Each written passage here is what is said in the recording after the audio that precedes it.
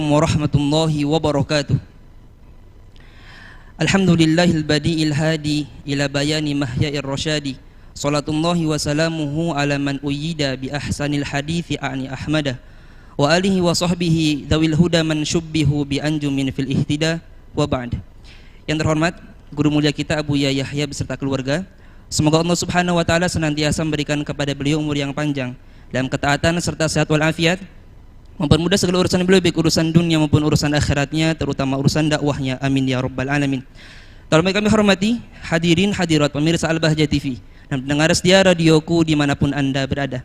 Bersyukur kepada Allah Subhanahu wa taala pada kesempatan malam hari ini kita bisa berikan keistiqomahan untuk kembali mengikuti program kajian rutin pembahasan kitab Al-Hikam bin Athaillah As-Sakandari yang dilaksanakan setiap Senin malam Selasa di Lembaga Pengembangan Dakwah Al-Bahjah Cirebon, tentunya bersama guru kita tercinta Abu Yahya. Dan pada kesempatan kali ini kita akan mendengarkan bersama pembahasan hikmah yang ke-148. Mari kita siapkan hati dan pikiran kita untuk menyimak ilmu yang akan beliau sampaikan. Kepada guru kita tercinta Abu Yahya, dengan segala hormat kami persilakan. Allahumma sholli ala sayyidina Muhammad. Allahumma sholli ala sayyidina Muhammad. Udhkuru sholata ala nabi Muhammad.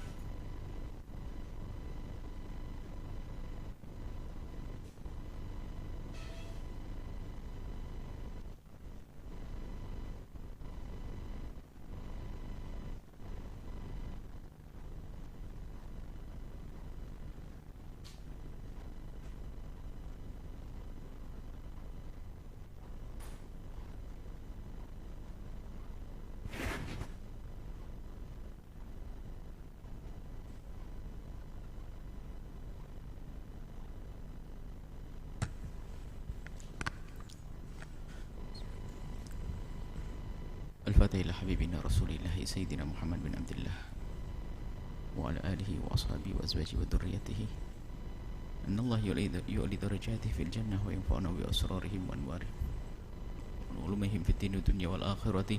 الفاتحة. أعوذ بالله من الشيطان الرجيم. بسم الله الرحمن الرحيم. الحمد لله رب العالمين الرحمن الرحيم مالك يوم الدين إياك نعبد وإياك نستعين اهدنا الصراط المستقيم صراط الذين أنعمت عليهم غير المغضوب عليهم ولا الضالين آمين. الفاتحة لله والصالحين في مشارق هذه مخربات تنوجر حباسا وحبكر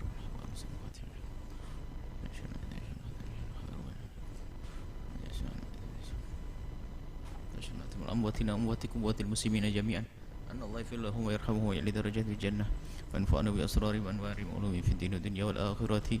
الفاتحة. أعوذ بالله من الشيطان الرجيم. بسم الله الرحمن الرحيم. الحمد لله رب العالمين الرحمن الرحيم مالك يوم الدين إياك نعبد وإياك نستعين اهدنا الصراط المستقيم صراط الذين أنعمت عليهم غير المغضوب عليهم ولا الضالين آمين. الفاتحة.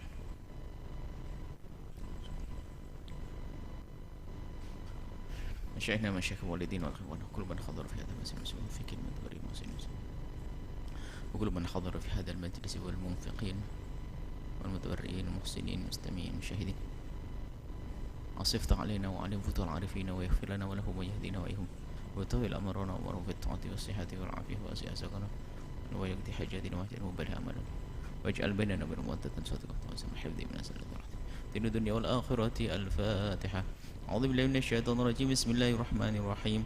الحمد لله رب العالمين الرحمن الرحيم مالك يوم الدين إياك نعبد وإياك نستعين اهدنا الصراط المستقيم صراط الذين أنعمت عليهم غير المغضوب عليهم ولا الضالين آمين.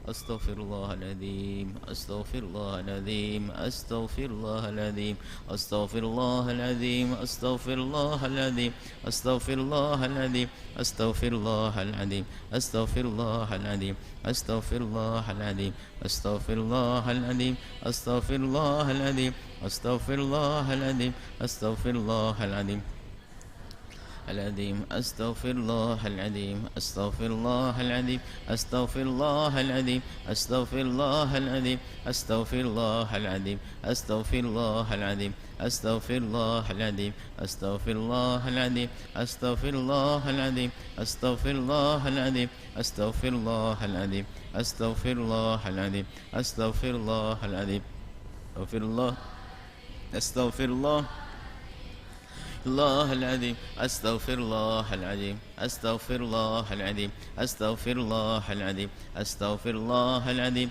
أستغفر الله العظيم أستغفر الله العظيم أستغفر الله العظيم أستغفر الله العظيم أستغفر الله العظيم أستغفر الله العظيم أستغفر الله العظيم أستغفر الله أستغفر الله العظيم أستغفر الله العظيم أستغفر الله العظيم أستغفر الله العظيم أستغفر الله العظيم أستغفر الله العظيم أستغفر الله العظيم أستغفر الله العظيم أستغفر الله العظيم أستغفر الله العظيم أستغفر الله العظيم أستغفر الله العظيم أستغفر الله العظيم أستغفر الله العظيم أستغفر الله العظيم أستغفر الله العظيم أستغفر الله العظيم أستغفر الله العظيم أستغفر الله العظيم لي ولوالدي والمسلمين جميعا أستغفر الله العظيم لي ولوالدي والمسلمين جميعا أستغفر الله العظيم لي ولوالدي والمسلمين جميعا اللهم صل على سيدنا محمد وعلى آل سيدنا محمد كما صليت على سيدنا إبراهيم وعلى آل سيدنا إبراهيم وبارك على سيدنا محمد وعلى آل سيدنا محمد كما باركت على سيدنا إبراهيم وعلى آل سيدنا إبراهيم في العالمين إنك حميد مجيد اللهم صل على سيدنا محمد وعلى آل سيدنا محمد كما صليت على سيدنا إبراهيم وعلى آل سيدنا إبراهيم وبارك على سيدنا محمد وعلى آل سيدنا محمد كما باركت على سيدنا إبراهيم وعلى آل سيدنا إبراهيم في العالمين إنك حميد مجيد اللهم صل على سيدنا محمد وعلى آل سيدنا محمد كما صليت على سيدنا إبراهيم وعلى آل سيدنا إبراهيم وبارك على سيدنا محمد وعلى آل سيدنا محمد كما باركت على سيدنا إبراهيم وعلى آل سيدنا إبراهيم في العالمين إنك حميد مجيد اللهم صل وسلم على سيدنا محمد البشير والنذير الذي تنفتح به أبواب الخير وتنغلق به أبواب الشر وعلى آل الأطهار وأصحاب الأخيار اللهم صل وسلم على سيدنا محمد بشير والنذير الذي تنفتح به أبواب الخير وتنغلق به أبواب الشر وعلى آل الأطهار وأصحاب الأخيار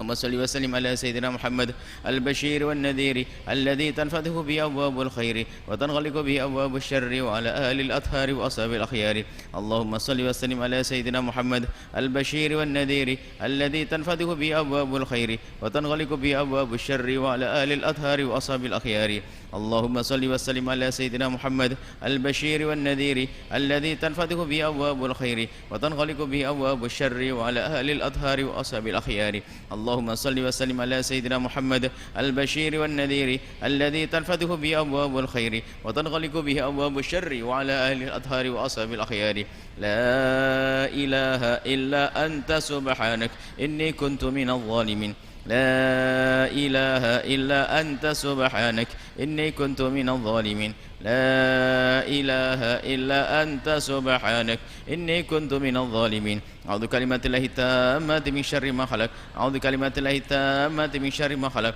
أعوذ بكلمات الله التامات من شر ما خلق بسم الله الذي لا يضر مع اسمه شيء في الأرض ولا في السماء وهو السميع العليم بسم الله الذي لا يضر مع اسمه شيء في الأرض ولا في السماء وهو السميع العليم بسم الله الذي لا يضر مع اسمه شيء في الأرض ولا في السماء وهو السميع العليم سبحان الله الحمد لله الله أكبر سبحان الله الحمد لله ولا إله إلا الله الله أكبر سبحان الله الحمد لله ولا إله إلا الله الله أكبر بسم الله الرحمن الرحيم قل هو الله أحد الله الصمد لم يلد ولم يولد ولم يكن له كفوا أحد بسم الله الرحمن الرحيم قل هو الله أحد الله الصمد لم يلد ولم يولد ولم يكن له كفوا أحد بسم الله الرحمن الرحيم قل هو الله أحد الله الصمد لم يلد ولم يولد ولم يكن له كفوا أحد بسم الله الرحمن الرحيم قل أعوذ برب الفلك من شر ما خلق ومن شر غاسق إذا وقب ومن شر النفاثات في العقد ومن شر حاسد إذا حسد بسم الله الرحمن الرحيم قل أعوذ برب الناس ملك الناس إله الناس من شر الوسواس الخناس الذي يوسوس في صدور الناس من الجنة والناس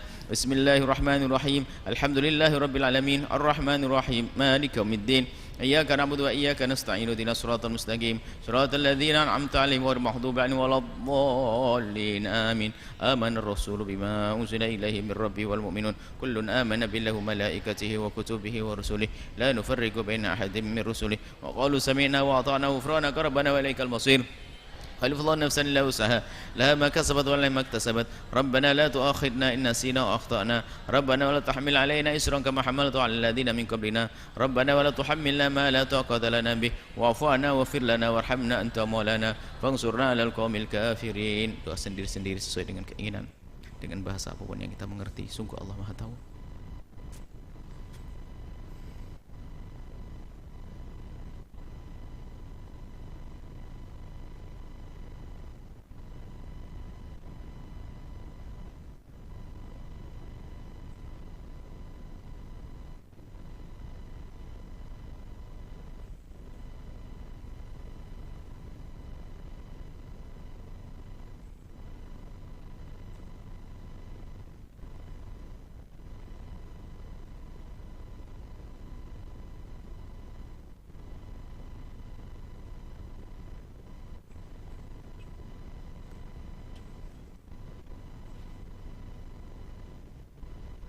يا أرحم الراحمين يا أرحم الراحمين يا أرحم الراحمين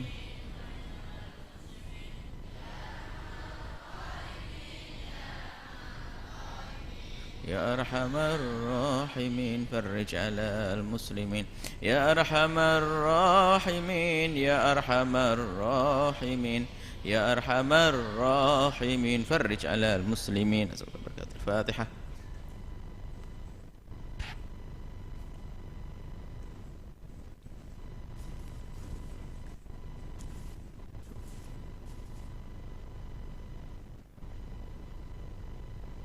Bismillahirrahmanirrahim. Assalamualaikum warahmatullahi wabarakatuh.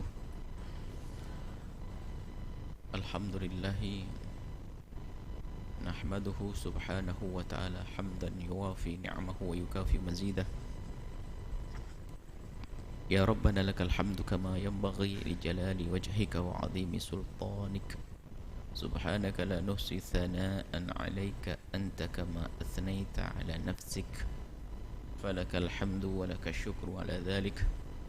Allahumma salli wa sallim ala habibina sayyidina Muhammadin wa ala alihi wa ashabihi wa tabi'ina lahum bi ihsanin ila yaumiddin. Allahumma ya Rabbana inna nas'aluka fahma ulama'ikal 'amilin wa ilhama awliya'ikas salihin. Nas'aluka ya Rabbana ilman nafi'ah. A'inna ya Rabbana ala dhikrik wa syukrik wa husni ibadatik.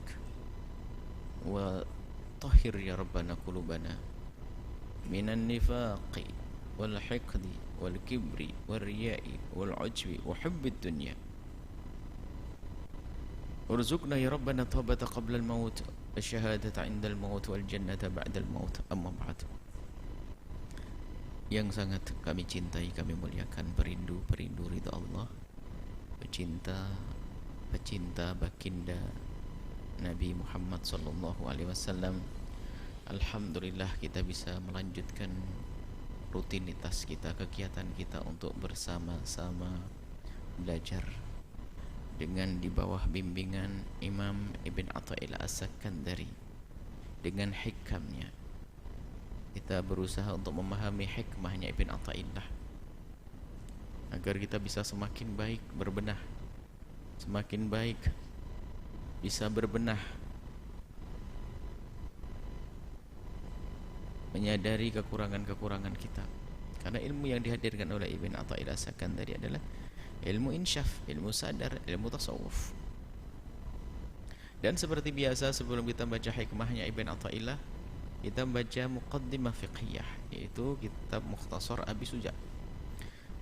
Kita sudah sampai ke bab baru di bab salat Aidain. Qala al-Imam Abu Suja rahimahullahu taala, nafa'ana Allahu bihi wa bi ulumihi wa bi ulumi masyaikhihi wa talamidatihi fid dharaini amin. Sampai kepada bab faslun fi salatil aidi, tentang Aidaini, tentang salat dua hari raya. Salatul Idaini, salat dua hari raya Idul Adha Idul Fitri itu sunnatun muakkadatun. Sunnah muakkadah, sunnah yang sangat dikukuhkan. Bahkan sebagian mengatakan fardu kifayah. Jika sebuah negeri tidak ada sholat idnya, diperangi. Karena apa? Meninggalkan fardu kifayah, syiar. Sebagian mendapat seperti itu. Akan tapi dalam madhab kita yang dikukuhkan adalah sunnah muakkadah, sunnah yang sangat sunnah. Sunnah kelas besar, kelas berat. Ada sunnah muakkadah yang disunnahkan berjamaah, ada sunnah muakkadah yang tidak disunnahkan berjamaah. Termasuk sunnah muakkadah, sunnah yang sangat dikukuhkan, disunnahkan untuk berjamaah, ya ini. Wahya rakaatani, salat hari raya Idul Adha Idul Fitri itu 2 rakaat. Yukabbiru fil ula, di rakaat pertama membaca takbir 7 kali, siwa takbiratul ihrami, selain takbiratul ihram. Wa fi tsaniyati, dan yang kedua 5 takbir, siwa takbiratul qiyami, selain daripada takbir waktu berdiri.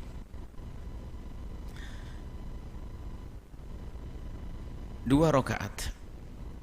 Dan ini nanti ada khutbahnya. Setelah itu yaktubu bapak.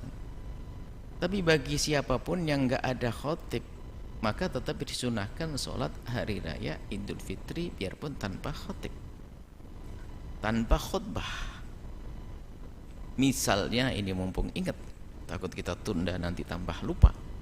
Ibu-ibu yang solehah ini mungkin karena kesibukannya atau apa, tidak sempat pergi ke masjid atau ke lapangan untuk melakukan sholat hari raya, atau berangkat sudah terlambat karena sholatnya kan duluan, khutbahnya nyusul, kan begitu, ketinggalan sholat, bagaimana? Maka tetap disunnahkan melakukan sholat sunnah hari raya Idul Adha Idul Fitri biarpun tanpa berjamaah. Maka jangan sampai ada yang ketinggalan. Kalaupun ketinggalan dari jamaah di masjid atau di lapangan, maka kita hendaknya melakukan sendiri, atau termasuk ibu-ibu atau siapapun yang tidak sempat pergi ke masjid, maka sholatlah di rumah. Kalau memang ada orang lain, bisa rombongan juga jamaah, bisa menghadirkan khutbah juga di rumah. Kalaupun tidak pakai khutbah, maka sholatnya sah. Dan ini bukan seperti sholat Jumat. Kalau nggak ada khutbah nggak sah. Di sini tidak. Kemudian yang kedua adalah masalah takbir yang 7, itu adalah juga sunnah. Sebab wajibnya takbir itu hanya sekali waktu takbiratul ihram. Waktu dia mau masuk sholat, aku sholat hari raya Idul Fitri, Allahu Akbar sekali. Selebihnya adalah sunnah. Maka kalau seorang imam sudah terlanjur membaca Fatihah, nggak usah kembali lagi kepada yang sunnah, karena sudah masuk rukun, sudah. Makanya sebagai makmum yang pintar, cerdas, kok tiba-tiba imamnya lupa. Kita menemukan imam lupa hari raya Idul Adha atau Idul Fitri itu tidak 7 kali takbir. Kenapa? Yang namanya sholat setahun sekali orang bisa saja lupa, tapi tetap sah sholatnya. Ini adalah ilmu supaya kita mengerti, supaya tidak kita menyalahkan imam. Dia lupa, tapi lupa yang tidak membatalkannya. Selagi tidak membatalkan, tetap sah. Karena takbir 7 itu adalah bukan sebuah rukun, akan tapi kesunahan, maka jika ketinggalan pun tidak ditambah. Misalnya kita masuk sholat, imam sudah takbirnya tinggal 2, Allahu Akbar, Allahu Akbar, sudah ikut 2 sama imam, nggak perlu kita menambahkannya. Berbeda dengan takbir di dalam sholat jenazah, maka karena takbirnya itu adalah rukun, kalau kita masbuk dalam takbir jenazah, kita harus sempurnakan. Misalnya kita menghadiri sholat jenazah, tak taunya sudah 2 kali takbir, berarti kita ngikuti takbir yang ketiganya imam sama yang keempatnya imam, kurang 2, maka tambah 2 lagi. Tapi takbir di sini adalah sunnah. Baik. Begitu juga yang rakaat kedua adalah 5 sunnah. Kalau sudah terlanjur baca Fatihah, maka tidak perlu lagi kembali kepada takbir tersebut. Setelah sholatnya duluan. Wa yakhtubu ba'daha khutbataini. Khutbah di dalam sholat hari raya 2 khutbah. Yang khutbah ya khatibnya tentunya. Dalam khutbahnya itu yukabbiru takbir fil ula di khutbah yang pertama tis'an wa fi tsaniyati sab'an 7. Yang takbir khutbah yang pertama 9, khutbah yang kedua adalah 7.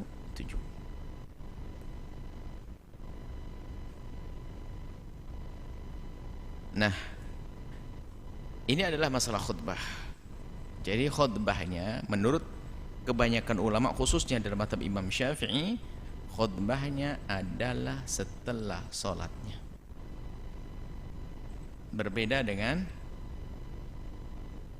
Jumat. Kalau Jumat khutbah dulu baru sholat. Selesai. Cara khutbahnya persis seperti khutbah-khutbah di dalam sholat Jumat, termasuk rukun-rukunnya dan sebagainya. Hanya perbedaannya kalau ternyata ada bolong rukunnya dalam khutbah ini, tidak membatalkan sholat hari rayanya. Hanya kehilangan keutamaannya saja, kurang sempurna begitu saja, tapi tidak membatalkan. Karena kalau tidak khutbah pun juga sholatnya sah, karena ini bukan seperti sholat Jumat. Maka biarpun demikian tetap harus waspada di saat melakukan sholat, harus hati-hati. Sebisa mungkin menghadirkan takbir dalam khutbahnya sesuai dengan yang disebutkan oleh para ulama. 9 takbir yang pertama, kemudian 7 yang kedua. Kemudian bab yang lain lagi disempurnakan aja. Wa yukabbiru min ghurubi asy-syamsi min lailatil 'idi ila ayadkhul al-imamu fi sholati. Membaca takbir dimulai dari terbitnya matahari. Dalam mazhab kita Imam Syafi'i, dimulai takbir itu dari terbenamnya matahari hari raya. Hari ini tanggal Ramadan terakhir. Di sini dalam salat hari raya Idul Fitri. Wa dzalika fi yaumi Idul Fitri, ini di hari raya Idul Fitri saja.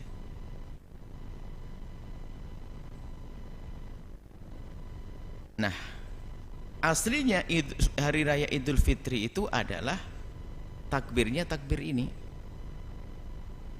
bukan takbir setelah sholat. Takbir namanya takbir mutlak, ada takbir muqayyad, ada takbir mutlak. Takbir muqayyad itu takbir yang terikat dengan sholat. Kapan ada sholat ada takbir, enggak ada sholat enggak ada takbir, itu muqayyad. Dan takbir setelah hari raya, takbir di hari raya Idul Fitri namanya takbir mursal, takbir bebas, tidak terikat dengan sholat, dikerjakan di jalan-jalan dan sebagainya. Wa fil adha, nanti keterangannya. Adapun di sholat di hari raya Idul Adha, adanya takbir khalfas sholawati, setelah sholat, namanya takbir muqayyad. Setelah sholat mafrudat, sholat yang difardukan. Dimulai kapan? Dimulai dari min subhi yaumi arafata, tanggal 9, min subhi yaumi arafata, hari wukuf. Subhi dari wukuf, dari pagi di hari Arafah itu sudah mulai takbir, dan takbirnya adalah setelah sholat.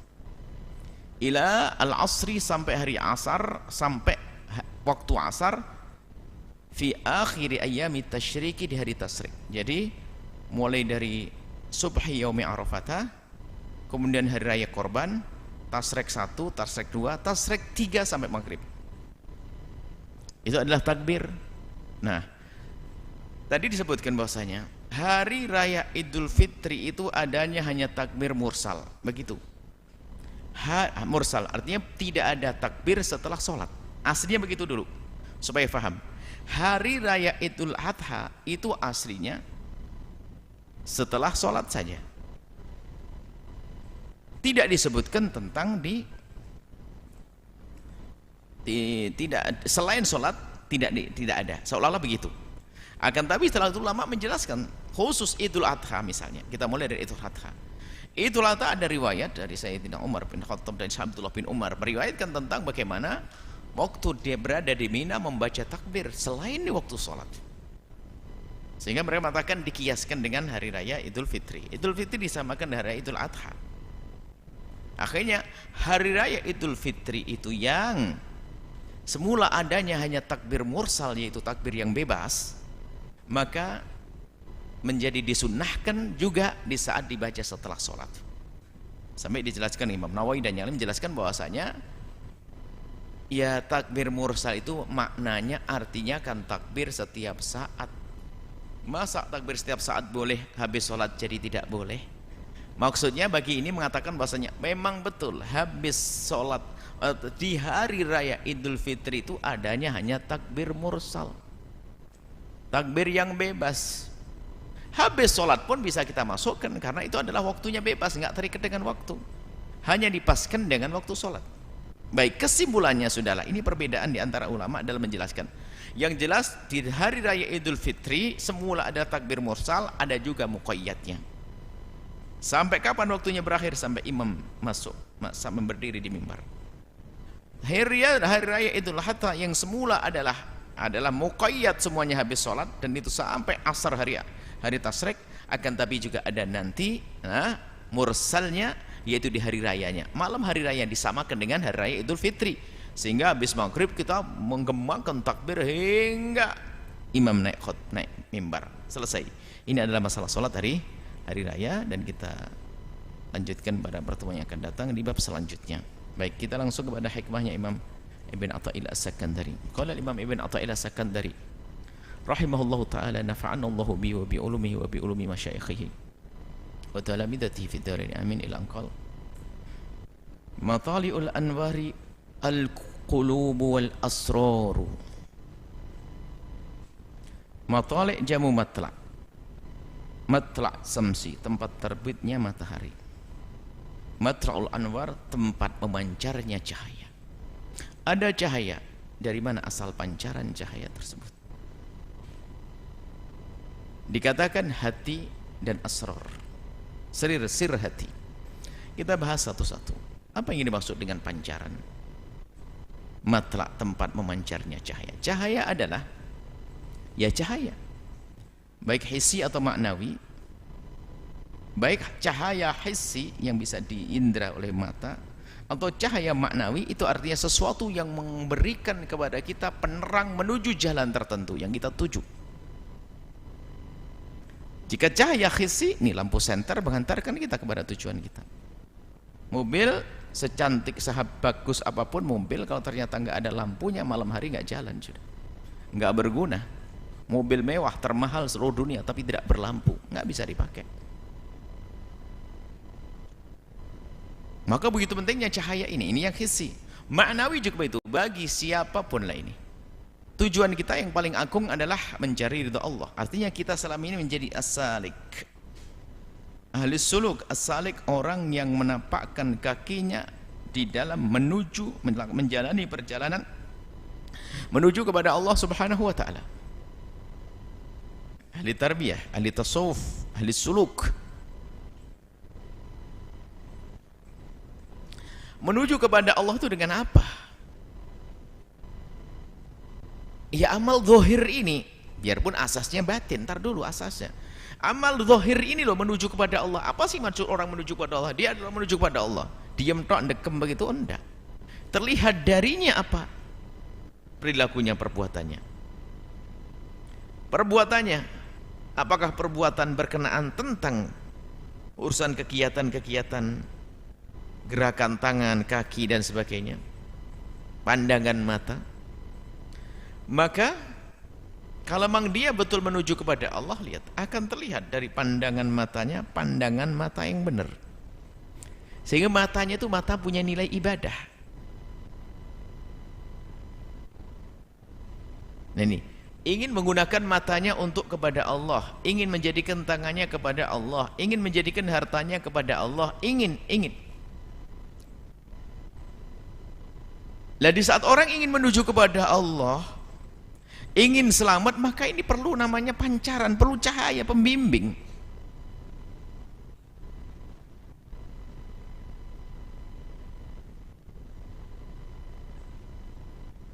Ilmu ya dikatakan sebagai pembimbing.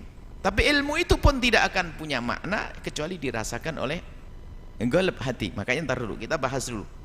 Untuk sampai kepada Allah, di dalam melakukan perjalanan kepada Allah, perlu namanya cahaya. Ada lentera. Harus, kalau tidak ada lentera nggak akan sampai. Matanya buta kepada kebaikan karena nggak ada penerang, nggak ada petunjuk. Yang di tangannya pun akan melakukan sesuatu yang haram karena apa? Nggak ada petunjuk. Langkah kakinya menuju yang haram karena nggak ada petunjuk. Hartanya pun digunakan yang haram, nggak ada petunjuk. Jabatannya akan digunakan yang haram, nggak ada petunjuk.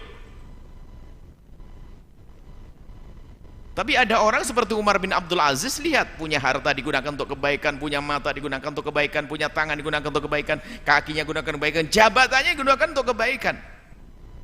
Kenapa itu terjadi? Ada nur, ada cahaya pembimbing yang menghantarkan dia kepada kemuliaan. Dan ilmu yang sesungguhnya adalah nur yang Allah titipkan di hati. Nah inilah nurnya. Itu dari mana memancarnya cahaya yang kita sebut sebagai penerang, penghantar kepada ridho Allah, kepada kemuliaan, itu dari mana? Matali'ul anwar, lah ini yang dicari, kata Ibn Athasad. Cari matali'ul anwar. Semuanya pengen sukses, pengen selamat, pengen berjaya di dunia dan di akhirat, pengen benar perilakunya, pengen baik. Kuatkan dulu kerinduan, keinginan untuk baik ini dulu. Kalau sudah keinginan kita kuat benar, nanti kita akan cari senter, cari lampu. Makanya ada himmah. Kalau Imam Haddad menyebut adalah al-ba'ithah, al-ba'ith. Maka raba-raba dalam diri kita tentang adanya ba'ith yang Allah kirimkan, kerentek suara hati, lintasan-lintasan kebaikan. Nah ini, orang sebetulnya biarpun dia jahat, ada sesaat lintasan kebaikan yang Allah berikan karena Allah menyayangi, mencintainya, maka diberi lintasan kebaikan. Kemudian dia mengikuti lintasan kebaikan. Maka dari Imam Haddad mengatakan bahwasanya dalam kitab Adab Sulukul Murid, beliau mengatakan, kalau ada siapapun dari kita ternyata tiba-tiba datang satu lintasan kebaikan, jangan ditunda. Jangan sampai lintasan kebaikan itu pergi dan mungkin tidak akan datang lagi.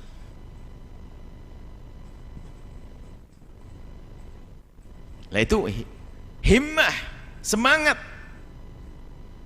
kerinduan kebaikan itu perlu kita suburkan. Kalau kita tolak, naudzubillah, tidak kita perhatikan, akan pergi dan tidak akan kembali lagi. Nah, ini yang perlu kita kuatkan, kita sambut lintasan-lintasan kebaikan, seruan-seruan kebaikan. Apa sih yang Allah kirim kepada kita?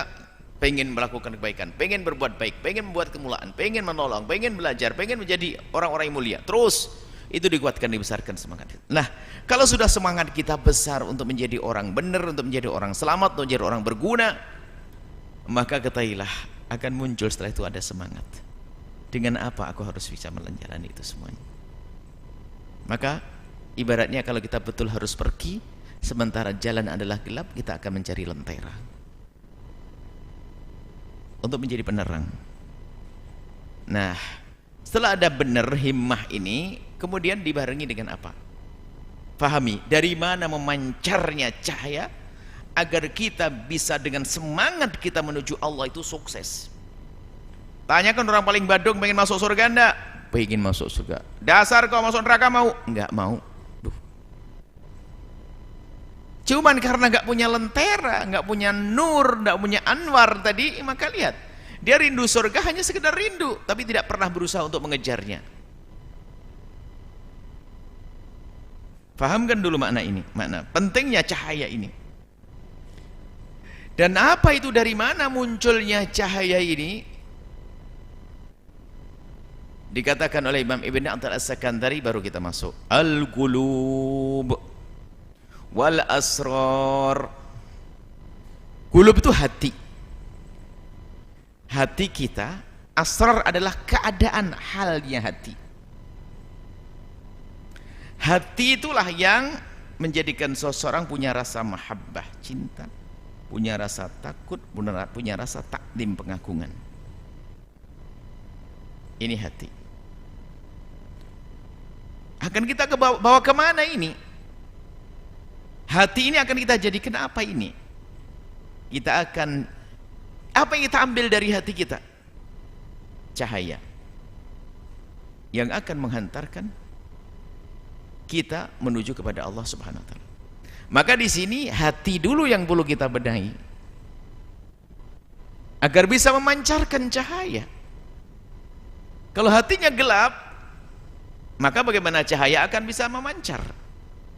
Tertutup dengan ron, tertutup dengan kerak-keraknya, tertutup dengan dosa-dosa yang berarti disabdakan baginda Nabi, tu'radul fitnatu 'alal qulubi kal hasiri uda-uda. Lihat, yang namanya hati ini kadang menjadi gelap karena tertutup oleh fitnah, yaitu kemaksiatan yang nempel di hati, menjadikan hati gelap, nggak spontan. Sampai digambarkan seperti hasir, pintalan tikar. Tikar itu lihat, selebar apapun bermula daripada selembar-selembar apa itu? Bahasa Jawanya mendong. Anyaman dari apa itu namanya? Pohon. Saya sudah cari bahasa Indonesianya. Jadi tikar itu selebar apapun itu dari dianyam dari sesuatu yang selembar sampai selebar itu. Begitu juga hati. Kemaksiatan yang dilakukan akan menjadi titik noda.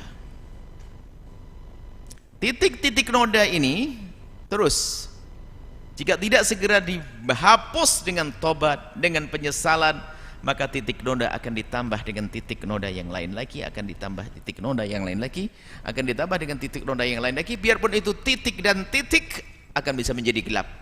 Hati keras mana bisa memancarkan cahaya yang akan membimbing anggota tubuhnya menuju kepada ridho Allah? Tidak bisa. Maka al-qulub di sini menjadi prioritas yang harus kita perhatikan. Yang para ahli tasawuf, ahli tarbiyah mendahulukan ini, sehingga kata Imam Ghazali rahimahullah taala, di sana ada fardu ain, fardu ain, fardu ain. Ketahuilah membersihkan hati adalah fardu ain di atas fardu ain. Kalau sudah hati ini bersih, maka muncul asrar hal. Hati ini bersihkan dulu, jaga dulu hati dari kotoran-kotoran dan bersihkan dari penyakit-penyakitnya. Maka ini perlu amaliyah, perlu kerjaan yang berat menjaga suatu, karena ini adalah kalau gambaran seperti mata air sumber dari sini, sumber cahaya.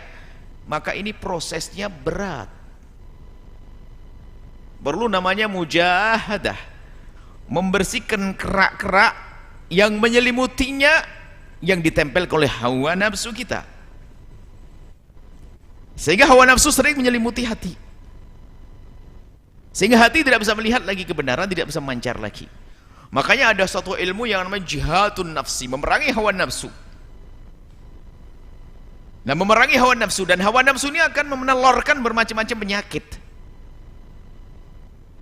Sombong, ngiri, dengki, dendam, itu semua tidak akan bisa diperangi kecuali memerangi hawa nafsunya sendiri. Setelah orang biasakan merangi hawa nafsu, kesombongan, nafsu riya, hawa nafsu dendam, hawa nafsu dengki, terus mujahadah, yang oleh Imam Ghazali dijelentrehkan panjang lebar di dalam kitab Ihya-nya. Jadi setiap orang sudah bisa memerangi hawa nafsunya ini, maka secara otomatis benih-benih penyakit-penyakit hati itu nanti akan rontok, akan terpangkas hilang, sehingga kesombongan akan tersingkir, dendam akan tersingkir. Nah, kalau sudah penyakit ini akan hilang, muncul namanya asrar. Ada mahabbah di dalam hatinya kepada Allah, mahabbah kepada benda kebenaran, khauf, rasa takut kepada Allah Subhanahu wa taala, ta'zim, pengagungan kepada Allah Subhanahu wa taala. Nah, rasa ini adalah yang akan membimbing seperti lentera. Sehingga lihat, pengagungan itu kan adanya di dalam hati. Mahabbah, cinta juga di dalam hati. Rasa takut adanya di dalam hati, akan tapi menjadikan apa? Menjadikan tangan seseorang untuk bergerak mengeluarkan uang dari koceknya untuk berikan fakir miskin, sehingga dia punya perilaku baik setelah itu. Hati adalah raja di dalam diri yang akan menggerakkan seluruh anggota tubuhnya untuk mematuhi rajanya tadi. Hatinya, Dan hatinya dengan siapa? Dengan Allah, karena hatinya sudah punya mahabbah kepada Allah. Sehingga kalau sudah tertata hatinya, sudah benar hatinya, ada tadi sudah muncul asrar tadi, hal sifat-sifat keadaan hati, khauf kepada Allah, mahabbah kepada Allah, ta'zim tabjil, pengakuan kepada Allah, maka lihat, ini adalah lentera yang akan membimbing seseorang. Kenapa kau seperti itu? Apa yang dia jawab? Karena aku ingin dapatkan ridha Allah. Kenapa kau tidak melakukan ini? Karena aku takut kepada Allah. Jawabannya begitu terus, maka dia telah terbimbing, tidak akan berbuat kecuali urusannya dengan Allah, tidak akan menghentikan pekerjaan kecuali urusannya kepada Allah Subhanahu wa taala. Dan semua yang dilakukan akan diarahkan kepada makna pengagungan kepada Allah Subhanahu wa taala. Maka muncullah orang-orang besar seperti orang Syekh, kita sebut Umar bin Abdul Aziz, dan para ulama-ulama, para orang-orang soleh seperti itu. Karena hatinya sudah bertahta di hatinya mahabbah, bertahta di hatinya adalah khauf kepada Allah, ijlal, ta'zim, pengagungan kepada Allah, maka ketahuilah akan tampak dalam dohirnya segala kebaikan. Maka di saat ada urusan dengan siapapun, dia lapang hati, mudah memaafkan. Urusan dunia dia tidak tergiur, tidak cinta pada dunia. Urusan maksiat dia paling takut. Karena apa? Hatinya sudah kena. Maka inilah yang disampaikan oleh Ibn Athaillah As-Sakandari dalam kalimat praktis, bayangkan, matali'ul anwari al-qulubu wal asraru. Matali'ul anwari al-qulub, tempat memancarnya cahaya yang menerangi langkah kita menuju kemuliaan dan menuju ridha Allah adalah dari hati. Hati yang telah berhias dengan kemuliaan hati, asrar tadi. Makanya sir itu biasanya dipenuhi urusan hati, sir, asrarul qulub, rahasia yang ada di hati seorang hamba, yaitu kemuliaan, kebaikan, seperti itu. Maka dari itu mari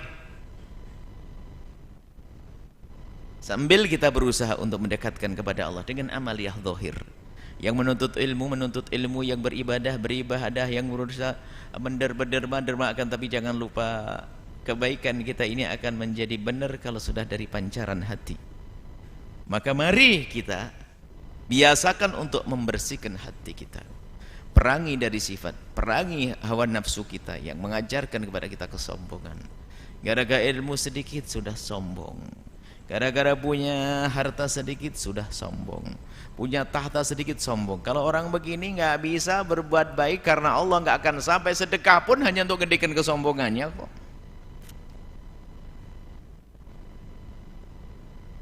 Dia mungkin ustadz bangun pondok gede, ngedekin kesombongannya, nggak selamat juga pokoknya. Maksiat lancar, kenapa? Dia sudah tidak takut kepada Allah. Kalaupun dia menghindar maksiat, takut kepada manusia bukan karena Allah, mana baiknya orang seperti itu. Maka bersihkan hati, dan ini perlu namanya mujahadah, jihadun nafsi, memerangi hawa nafsu. Yang kenapa? Hawa nafsu adalah ammarah bisu, selalu mengajak kepada kejelekan. Sehingga dikatakan al-khair kul khair, kebaikan, segala kebaikan adalah fi mukhalafatil hawa, di dalam bagaimana kita memerangi hawa nafsu kita. Setelah itu akan muncul asrar di dalam hati kita. Semoga Allah memudahkan kita untuk menuju ridhonya, dan Allah mudahkan kita untuk membersihkan hati kita, sehingga kita sampai kepada kesadaran bahwasanya, sehingga kita merasakan di hati kita mahabbah, cinta kepada Allah, takut kepada Allah, dan pengagungan kepada Allah yang sesungguhnya dari hati kita. Sehingga dari itulah akan menjadikan perilaku zahir kita akan sesuai dengan apa yang diinginkan Allah, diridhoi oleh Allah Subhanahu wa taala di dalam perjalanan kita menuju kepada Allah Subhanahu wa taala. Wallahu a'lam bissawab. Baik, syukron katsiran maturkan kepada guru kita tercinta Buya Yahya. Semoga apa yang telah beliau sampaikan dapat bermanfaat dan dapat kita amalkan dalam kehidupan kita sehari-hari. Amin ya rabbal alamin. Baik hadirin hadirat pemirsa Al-Bahjah TV dan pendengar setia radioku dimanapun anda berada, kita memasuki sesi tanya jawab, memberikan kesempatan kepada hadirin untuk bertanya, akan berikan kesempatan pula kepada para pemirsa dan pendengar Bagi yang bertanya langsung kepada Buya Yahya bisa langsung menghubungi nomor interaktif 0823 4071 3338. Kami ulangi 0823 4071 3338. Dan baik, sebelumnya kami akan membacakan terlebih dahulu pertanyaan dari sosial media. Pertanyaan pertama datangnya dari hamba Allah dari Bogor. Assalamualaikum warahmatullahi wabarakatuh Buya. Assalamualaikum warahmatullahi wabarakatuh. Saya hamba Allah dari Bogor mau minta solusi Buya. Saya nikah sama suami, saya masuk mu'alaf. Tapi saya gak pernah sholat atau mengaji sama sekali. Sudah 10 tahun pernikahan kami. Bahkan saya tiap hari berantem dan dipukuli suami saya. Dan kalau sudah berantem, mukul, ngusir, maki-maki dan ngomong cerai ke saya Buya. Buya, tolong sarannya. Apa saya harus tinggalin dia? Tapi saya gak sanggup kalau harus berpisah sama suami. Karena saya sudah punya anak 3 Buya. Sama sekali saya gak pernah dituntun suami untuk belajar sholat atau belajar ngaji. Malah dia sibuk dengan urusannya sama teman-temannya seperti anak lajang. Tolong nasihatnya Buya, terima kasih. Baik, semoga yang bertanya ini mendengar suara kami ini bahwa Anda ini istimewa. Tanda bahwasanya iman Anda adalah benar. Dalam keadaan suami tidak mendidik, bahkan dalam keadaan suami memukul, dalam keadaan suami keras kepada Anda pun Anda tidak bergeming, tetap dalam iman. Sampai Anda bertanya, ini kan sebetulnya kan dorongan iman Anda. Alangkah banyaknya seorang yang masuk Islam, akan tapi ada, bukan banyak, ada orang yang masuk Islam begitu mudahnya untuk berubah. Sedikit permasalahan saja sudah berubah. Tapi Anda tidak. Anda dalam keadaan semacam itu Anda masih kuat, kokoh. Anda kuat. Maka nasihat pertama untuk Anda adalah, karena suami Anda tidak mengajari sholat, maka belajarlah sholat. Cari, ada teman-teman kami, ada banyak di Bogor. Anda bisa berkomunikasi dengan tim yang ada di Bogor untuk bisa mengajarikan Anda. Wanita, nanti ada wanita yang mengajari Anda sholat. Anda harus punya waktu. Anda fokus ke sini, jangan fokus menyalahkan suami, jangan fokus mencari-cari kesalahan suami.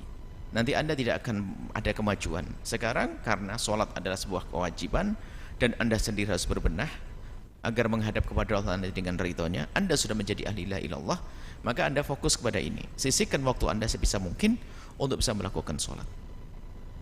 Baik. Kemudian perlahan, mungkin suami Anda memang tidak bisa mengajari karena mungkin dia tidak punya ilmu. Sehingga berbalik, mungkin Anda yang akan justru mengajari dia. Dia adalah Islam dari kecil, Islam keturunan. Tapi alhamdulillah dia adalah masih muslim. Biarpun menurut Anda adalah dia kejam, dia jahat dan sebagainya. Akan tapi Anda fokus kepada Anda belajar. Kemudian setelah itu lihat, insya Allah, Allah Maha Kasih, Allah akan berikan jalan terbaik untuk Anda. Jika Anda harus bertahan dengan suami Anda, maka setelah Anda berusaha, pokoknya ini harus belajar ilmu sholat itu harus, nggak bisa ditunda. Kalau Anda sudah dengan Allah, Allah akan bersama Anda. Allah akan memberikan pertolongan kepada Anda.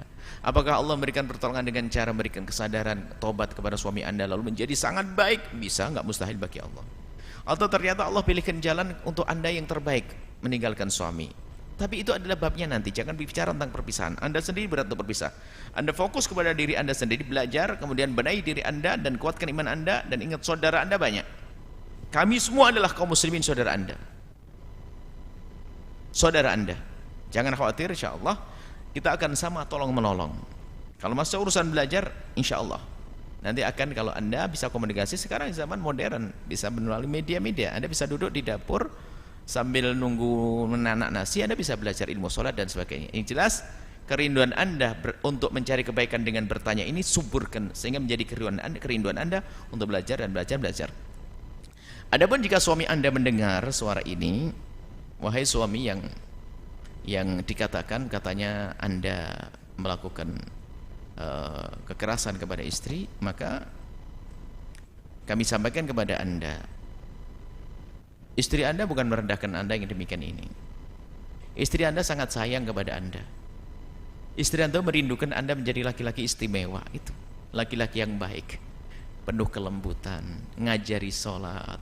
Kalaupun Anda ternyata tidak bisa sholat, ngajari sholat, belum bisa sholat, ayo belajar bersama-sama dengan istri Anda, cari guru. Hentikan daripada kekerasan. Itu istrimu, ibu daripada anak-anakmu. Jangan lanjutkan yang demikian itu. Zalim. Anda memukul perempuan di pinggir jalan saja sebuah kezaliman. Bagaimana Anda memukul wanita yang dia adalah ibu daripada anak-anak Anda? Di mana perasaan Anda? Di mana hati nurani Anda? Dan siapapun pria yang seperti Anda hendaknya harus sadar, tobat. Ketahuilah, wanita Anda ambil dengan pernikahan, dengan perjanjian agung di hadapan Allah, bukan untuk dipukuli. Bahkan kalau seandainya istrimu layak dipukul, laki-laki hebat tidak akan memukulnya. Ingat, karena pukulan adalah suatu yang unik, aneh. Dan berhentilah Anda, dan semoga Anda setelah ini menjadi suami yang soleh, yang baik, diridhoi oleh Allah, sehingga rumah Anda menjadi indah, rumah tangga Anda indah, tanpa ada kekerasan, dan dipenuhi dengan ibadah, sholat ditegakkan dalam rumah tersebut, kebaikan juga Allah, kebaikan terus Anda lakukan, sehingga rahmat Allah curahkan kepada Anda. Wallahu a'lam bishawab. Baik, alhamdulillah nampak telah bergabung si penelpon, kita sapa. Assalamualaikum. Waalaikumsalam warahmatullahi wabarakatuh. Baik, silakan salawat terlebih dahulu, Pak. Allahumma shalli ala sayyidina Muhammad wa ala alihi wasallam. Dengan Bapak siapa, dari mana? Saya Muhammad Dani Rizal, Muhammad Dani dari Indonesia, dari Malaysia. Ingin bertanya kepada Buya. Buya, saya dah lama nak telefon Buya, baru hari ini dapat menelpon Buya. Sudah lama sebenarnya. Jadi saya mohon pertama sekali mohon doanya Buya agar saya dan keluarga selamat di Malaysia ni.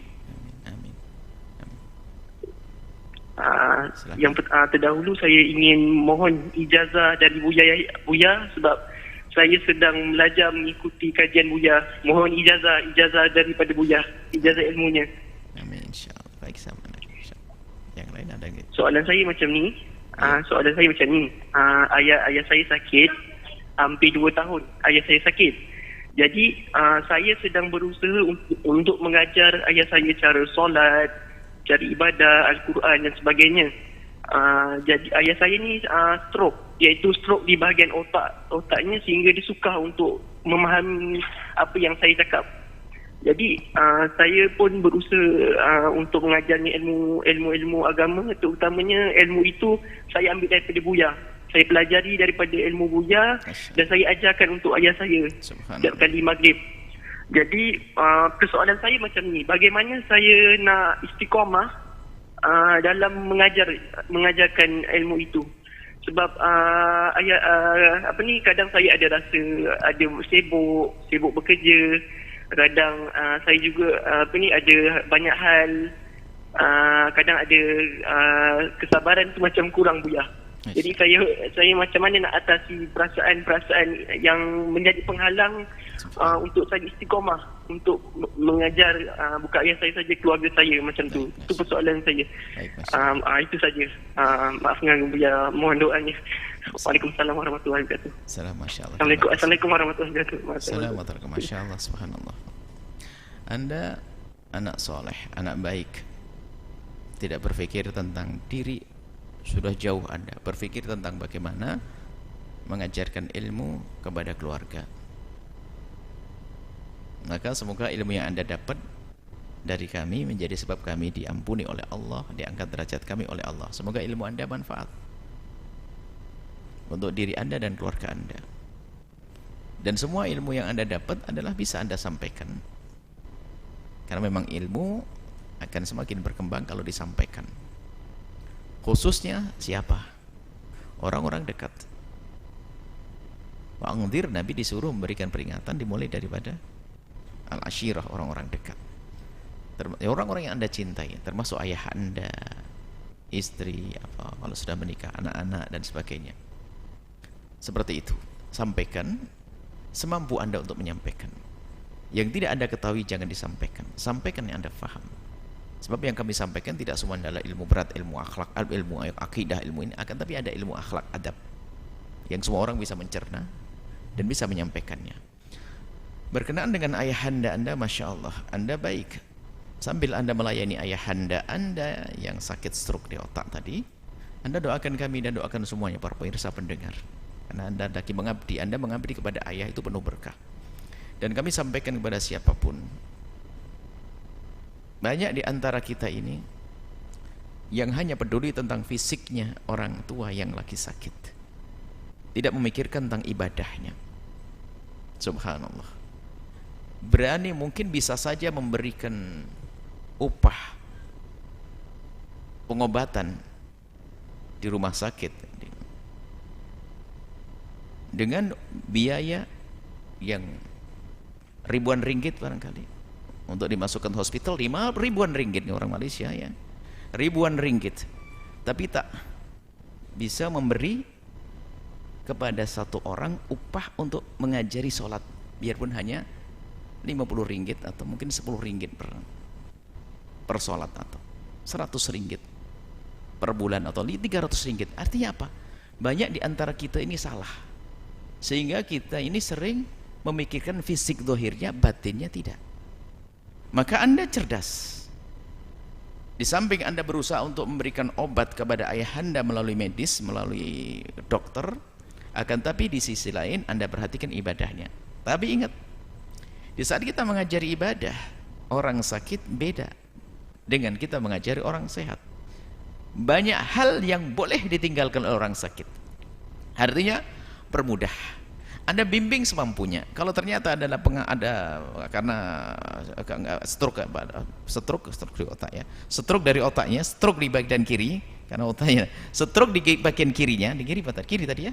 Stroke di bagian badan kirinya, bukan di otaknya. Stroke di bagian kirinya, maka tentunya dari otak, memang stroke dari otak. Maka jika beliau masih bisa faham, maka Anda fahamkan.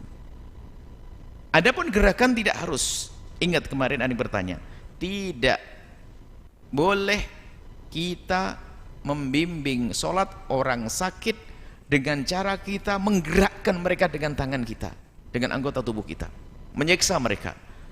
Misalnya orang sakit stroke tak mampu berdiri, kita berdirikan, kita banyak orang berdirikan, didudukkan, ya sakit lah tambah sakit.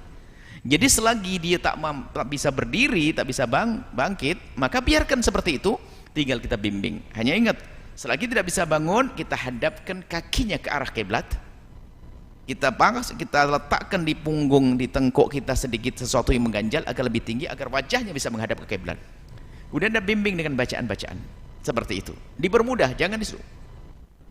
Dan bagi orang sakit bisa saja menjamak sholat kok, menjamak takdim atau jamak takhir. Dan semoga Allah memberikan kepada Anda keistiqomahan. Nah, kalau Anda bekerja, bagaimana dengan orang tua Anda, keluarga Anda? Nah, ingat, jika urusannya adalah masalah ilmu, ilmu tidak harus setiap saat, sesaat.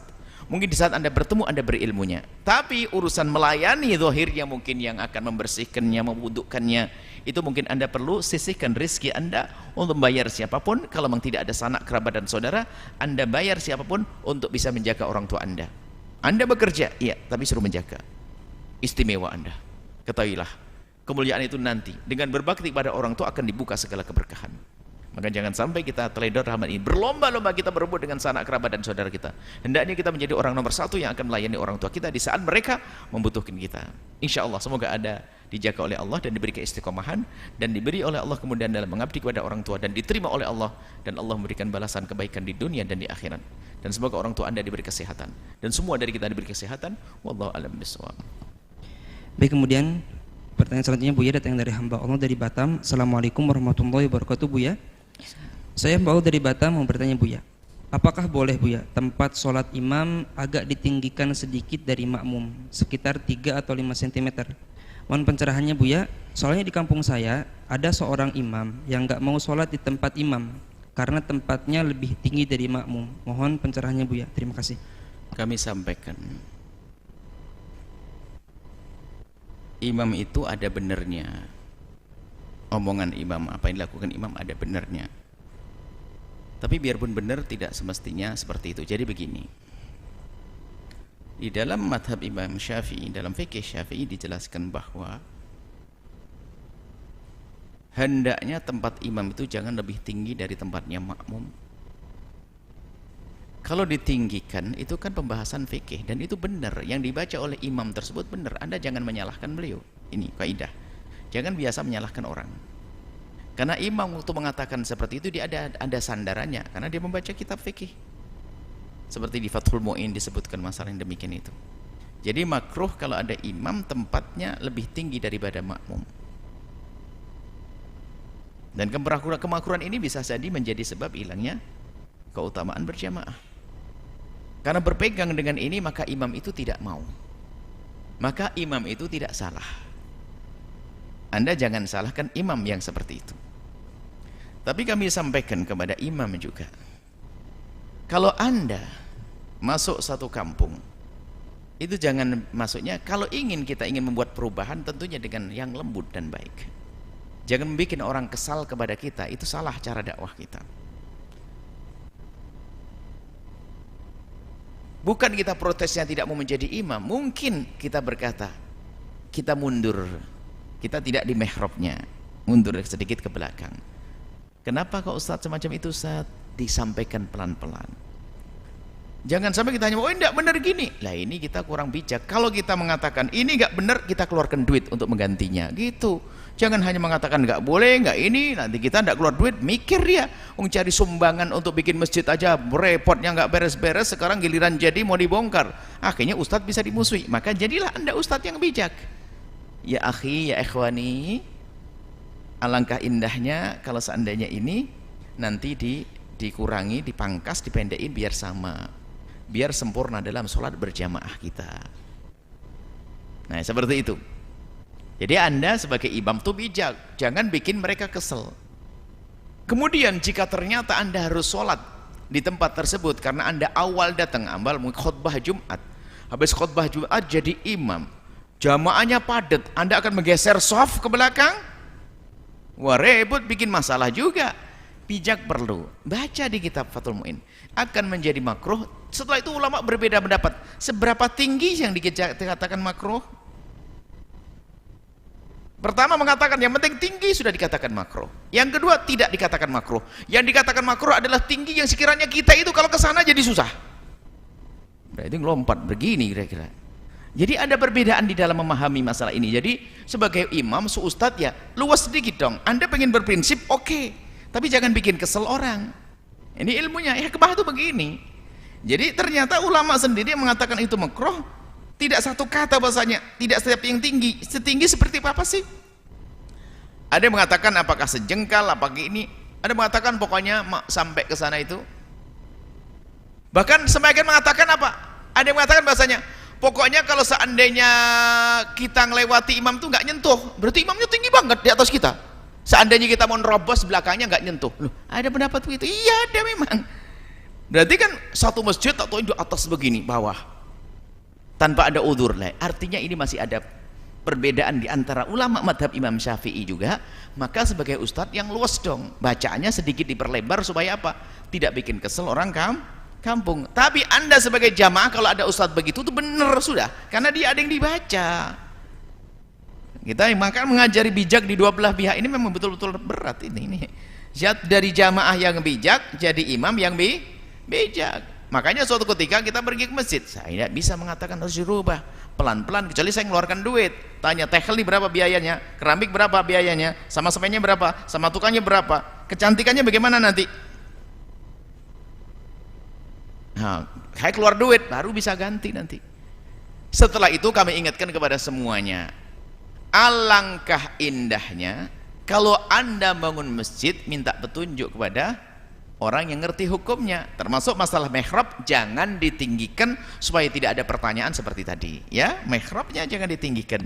Cuman orang itu kan kadang pakai perasaan, imam kan dihormati harus ditinggiin dong, kan gitu kan. Oh nggak begitu cara beragama, harus ada petunjuk, bukan pakai perasaan-perasaan. Semoga Allah mengampuni semuanya.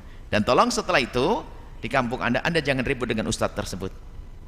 Kalau ustadz yang mendengar omongan kami, supaya segera ya menyesuaikanlah. Artinya semuanya berbenah. Anda sebagai jamaah jika ada rezeki yuk diturunkan itu. Anda sebagai imam jika ternyata diturunkan ya jangan terlalu keras-keras, karena ada khilaf seperti tadi. Semoga Allah memudahkan kita di dalam mempertemukan hati.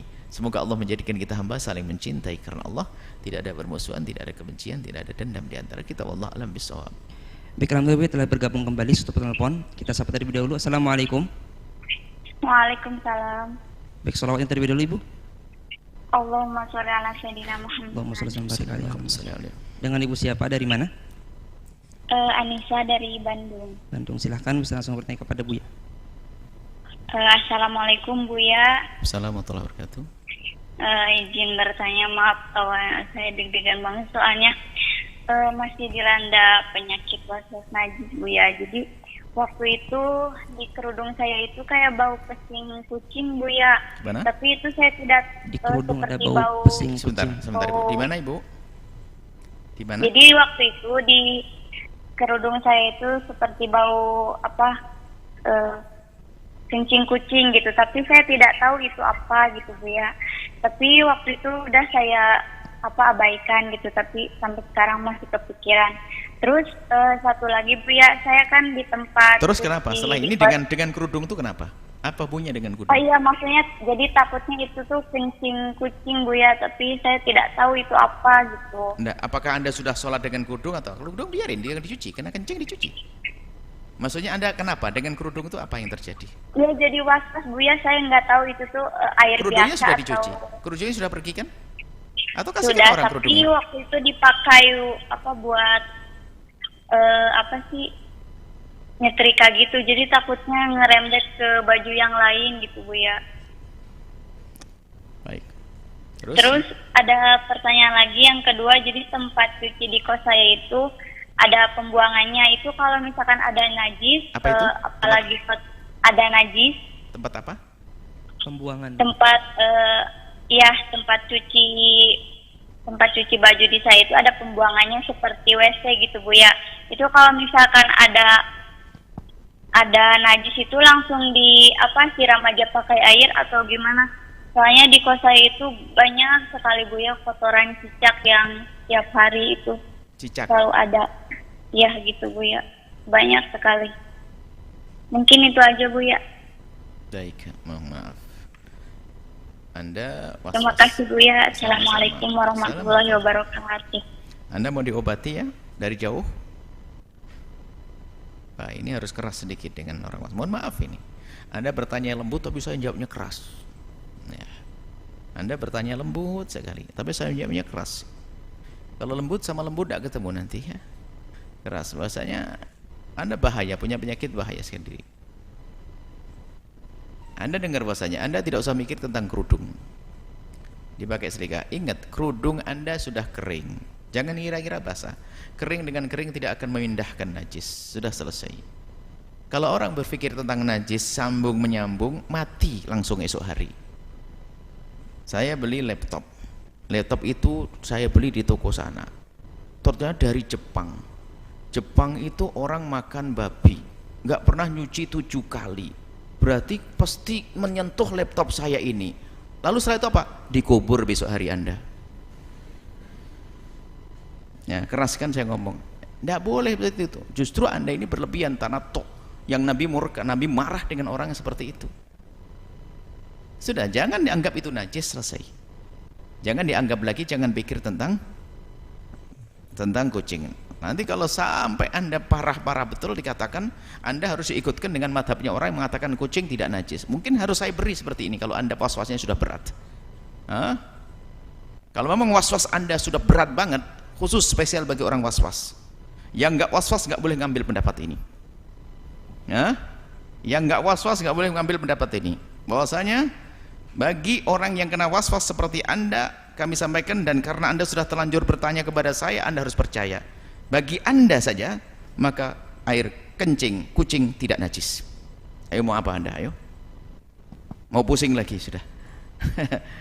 Karena madhab lain yang mengatakan kucing halal dimakan, maka kotorannya menjadi halal. Ada madhab pendapat, tapi untuk Anda, bukan untuk yang normal. Yang normal hati-hati, jangan ngambil ini, nanti Anda kena was-was loh nanti ya.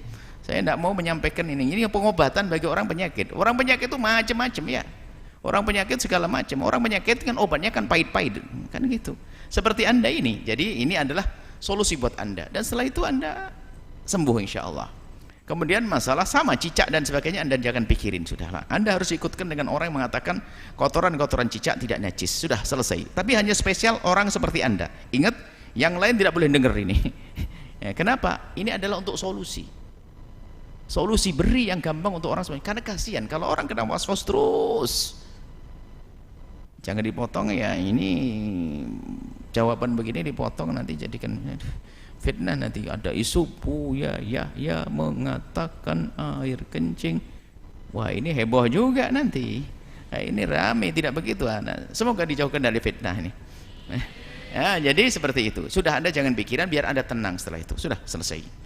Jangan banyak kepikiran ke sana. Semoga Allah memberikan kepada Anda kesembuhan. Sebab orang was-was itu subhanallah kasihan. Semakin parah, semakin parah. Jalannya pun miring-miring, nyentuh nih, itu najis ini. Oh, kumpul sama orang, sampai salaman sama ibunya nggak mau, sama apa? Aku najis, ajib. Nggak sadar dia ingin menghindar dari najis, ngotori hatinya jadi penuh najis. Kenapa? Nyakiti orang banyak dia. Orang jadi tersiksa dengan dia. Semoga Allah memberikan kesembuhan kepada siapapun yang saat ini diberi oleh Allah penyakit namanya was-was. Dan kami sampaikan kabar gembira bagi yang kena was-was. Jika Anda perangi was-was Anda dengan mujahadah jihad, itu ibadah yang paling hebat bagi Anda. Mengalahkan ibadah-ibadah sunnah yang lainnya. Jihad memerangi was-was. Sebab memerangi was-was itu seperti orang yang sabar dalam berpenyakit di saat penyakit. Karena itu punya penyakit. Itu sama dengan penyakit zahir, itu penyakit batin. Itu sama, ada jihad. Saya harus perangi, harus lawan itu. Maka itu jihad dan Anda dapat pahala. Berat Anda. Saya kayaknya was-was. Enggak. Saya pengen ini. Enggak. Anda lawan, itu dapat pahala besar bagi Anda.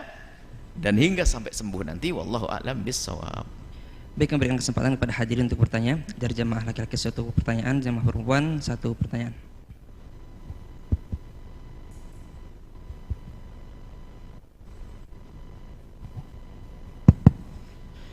Bismillahirrahmanirrahim. Assalamualaikum warahmatullahi wabarakatuh. Assalamualaikum warahmatullahi wabarakatuh. Allahumma sholli ala sayyidina Muhammad wa ala ali sayyidina Muhammad. Berkaitan dengan takaluf, Abu ya. Apa itu? Berkaitan dengan takaluf yang kemarin dibahas, Bu ya. Yani kebanyakan seorang mufti itu berfatwa tanpa ada dasar dalil sehingga menjadi takaluf. Nah, maka bagaimanakah adab-adab seorang mufti dalam berfatwa sehingga tidak terjadi takaluf? Dan andai kata bukan takaluf pun, supaya tidak mentahdzir orang yang berbeda dari fatwanya. Syukran Abu ya. Assalamualaikum warahmatullahi wabarakatuh. Takalluf itu kemarin disebutkan ngomong tanpa ada dasar ilmu. Selagi omongannya atas dasar ilmu, maka tidak disebut sebagai takalluf. Biarpun hasilnya ada perbedaan ulama, mazhab Hanafi, Maliki, Syafi'i, ada perbedaan. Tapi atas dasar ilmu. Waktu Imam Abu Hanifah mengatakan bersentuhan laki perempuan tidak batal, itu tidak disebut takalluf karena ada dasarnya. Mazhab Syafi'i batal, bukan takalluf, ada dasarnya. Yang repot ngomong ngelantur, ngawur seperti itu. Sehingga kadang-kadang menjadi ini sebuah, bayangkan dari batal tidak batal ini ujung ke ujung. Bahkan satu amalan bisa saja menjadi sesuatu yang dikatakan haram, sebagian mengatakan tidak. Tapi hasil ijtihad. Memang masalah nas yang bisa diijtihadi. Kalau atas dasar ilmu maka tidak akan dianggap takalluf. Yang repot ngomong ngelantur, kira-kira. Ilmu agama pakai kira-kira. Nah, kira-kira itu takalluf. Kalau tidak tahu katakan tidak tahu. Karena kita mazhab Syafi'i mengatakan batal, selesai. Mazhab Hanafi mengatakan batal. Itu tidak takalluf. Jadi seorang mufti hendaknya dia tidak berucap kecuali ada sandarannya sesuai dengan madhab yang ia ketahui. Kalau madhabnya Syafi'i. Kalau mulai melihat madhab yang lain, ditahqiq dulu betul tidak madhab lain mengatakan semacam itu. Seperti itu. Jadi intinya takalluf kemarin itu yang kita bahas adalah jangan sampai ngomong tanpa ada dasar ilmu. Seperti itu. Semoga Allah berikan pemahaman yang benar. Wallahu a'lam bishawab. Baik, 1 pertanyaan dari jamaah perempuan. Bismillahirrahmanirrahim. Allahumma sholli ala sayyidina Muhammad wa ala ali sayyidina Muhammad. Maaf Buya, izin bertanya. Jika ada seseorang memberikan sesuatu untuk masjid seperti Al-Quran atau alat kebersihan, akan tetapi dengan akad untuk inventaris masjid, bukan dengan wakaf. Lalu apakah akad inventaris ini hukumnya sama dengan akad wakaf atau berbeda Buya? Syukron untuk jawabannya. Wassalamualaikum warahmatullahi wabarakatuh. Waalaikumsalam. Kalau wakaf untuk masjid itu pasti inventaris masjid.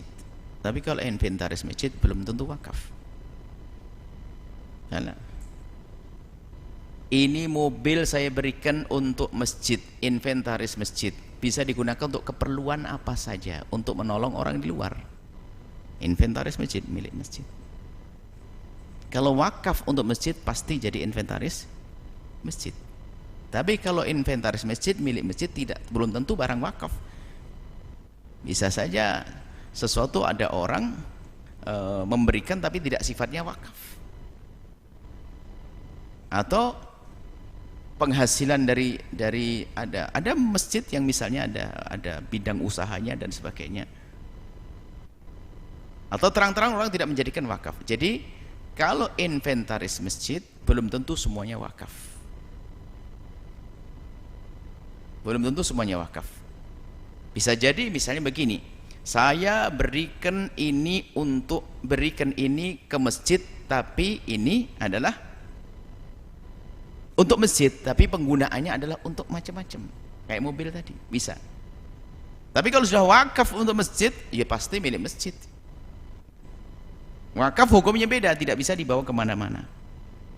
Sehingga barang masjid ini bisa saja ini adalah wakaf dan bukan wakaf. Ada yang kesana kemari, contohnya kotak amal masjid itu tidak bisa kita pastikan sebagai wakaf dan bukan wakaf. Maka bisa dijadikan untuk apa saja, untuk diberikan kepada siapapun, untuk dibelanjakan atau untuk dijadikan yang lainnya. Kotak amal masjid untuk bisa gaji orang yang bekerja di masjid dan sebagainya. Tapi kalau sudah wakaf masjid ini, biarpun Al-Quran kalau wakaf untuk masjid nggak boleh dibaca di luar masjid.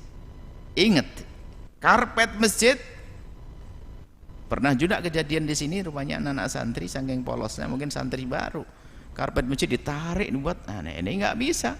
Selagi wakaf untuk masjid harus digunakan untuk, tapi kalau sifatnya inventaris masjid untuk kepentingan dakwah masjid, maka bisa saja dibawa kemana-mana dan bukan wakaf masjid nanti, seperti itu. Wallahu a'lam bishawab.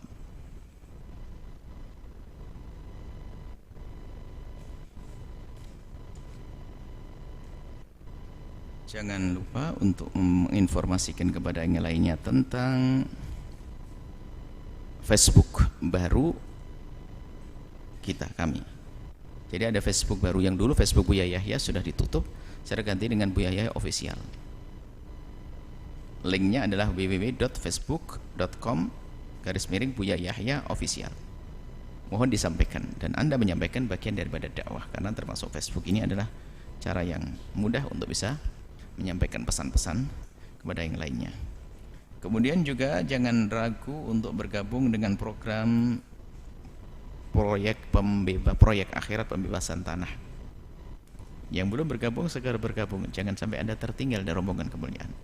Pembebasan tanah Pondok Pesantren Al-Bahjah ini sampai hari ini belum beres, karena kalau sudah beres akan segera dibangun di atasnya.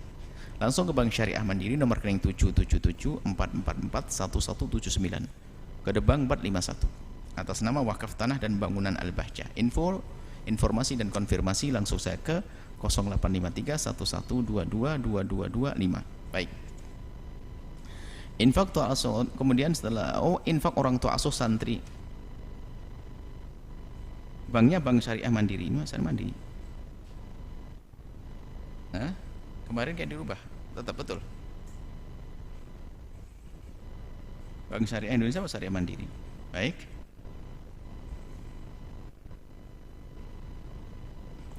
Kemudian juga program infak orang tua asuh santri berpotensi. Anda ingin bergabung, silahkan langsung untuk mencetak kader-kader ulama-ulama. Langsung ke Bank Syariah Mandiri, Syariah Indonesia, nomor rekening 777-555-0052, atas nama orang tua asuh santri Al-Bahjah. Kemudian infak bangunan studio Al-Bahjah TV, kami ingin awal-awal ini mendesak 150 juta untuk pembuatan penyempurnaan studio sementara kita. Kita harus membuat studio yang besar, bukan studio sementara, maksudnya studio kecil kita.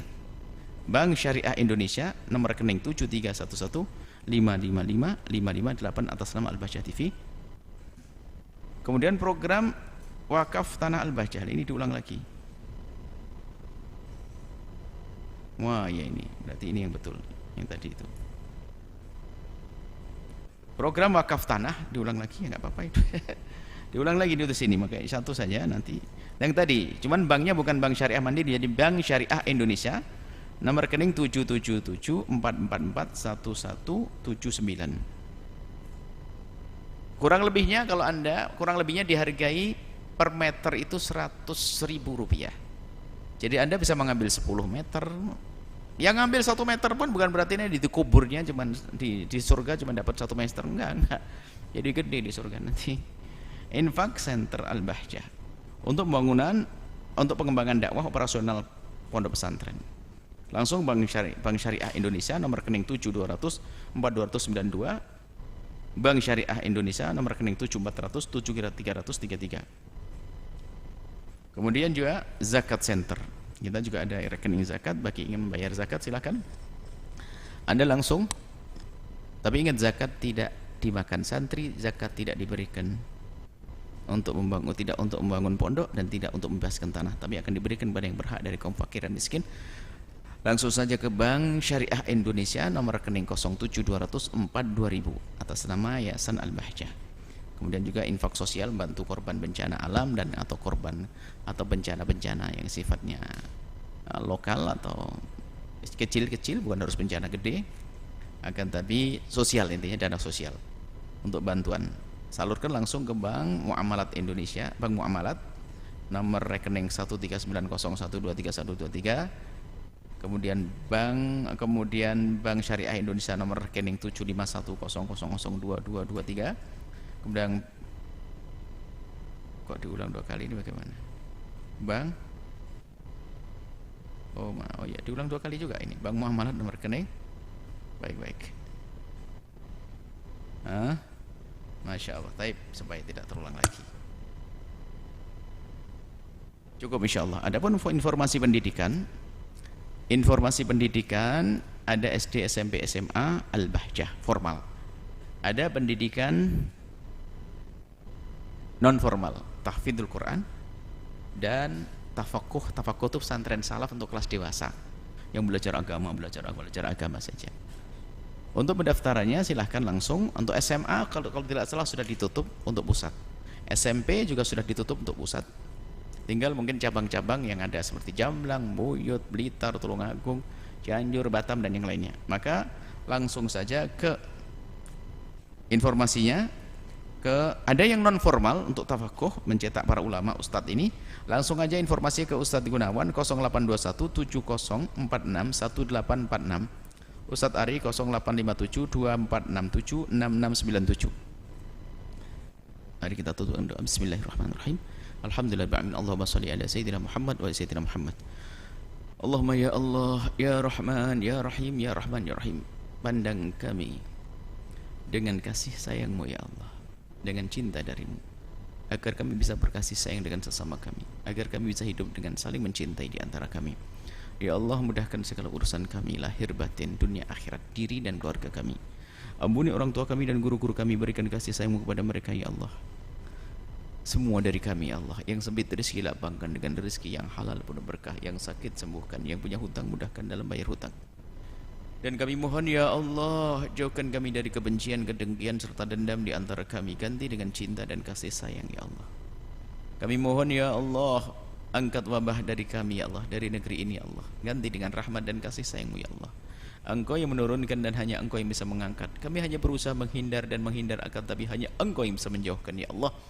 Dan kami mohon ya Allah, jaga negeri ini, jauhkan dari pertumpahan darah, jauhkan dari percekcokan, jauhkan dari perselisihan. Dan kami mohon ya Allah, pilih kami, jadikan kami sebagai juru dakwah di negeri ini Allah. Jadikan kami sebagai juru dakwah di negeri ini Allah. Jadi juru damai di negeri ini Allah. Juru damai di negeri ini ya Allah. Jauhkan kami dari perselisihan ya Allah. Dan kami mohon jauhkan kami dari menfitnah dan difitnah ya Allah. Kami mohon ya Allah, panjangkan umur kami dalam ketaatan serta sehat walafiat. Dan kami mohon ya Allah, kirimkan kepada kami hamba-Mu yang tulus dan ikhlas ahli surga-Mu yang bisa berjuang bersama kami, dan jadikan kami bersama mereka ya Allah. Dan kami mohon ya Allah, ya Allah, ya Allah, ya Allah, kami mohon berikan kepada semua yang telah berjuang di tempat ini segala kebaikan di dunia dan di akhirat, untuk diri dan mereka semua. Dan berikan kepada kami semua husnul khatimah, mati dalam keadaan iman. Dan kami mohon ya Allah, jadikanlah ucapan kami di akhir hayat kami kelak saat Engkau hendak mencabut nyawa kami. Kami ingin saat itu ya Allah hati dan lidah kami mampu mengucapkan kalimat agung dan mulia la ilaha illallah Muhammadur Rasulullah, la ilaha illallah Muhammadur Rasulullah, la ilaha illallah Muhammadur Rasulullah sallallahu alaihi wasallam. Rabbana atina fid dunya hasanah wa fil akhirati hasanah wa qina adzabannar. Wa sallallahu alaihi sayyidina Muhammadin wa ala alihi washabihi wasallam. Alhamdulillahi rabbil alamin. Kita baca doa. Bismillahirrahmanirrahim. La ilaha illallah al-azimul halimu. لا إله إلا الله رب العرش العظيم لا إله إلا الله رب السماوات ورب الأرض ورب العرش الكريم اللهم إني أعوذ بك من البرص والجنون والجذام ومن سيء الأسقام. فاتحة.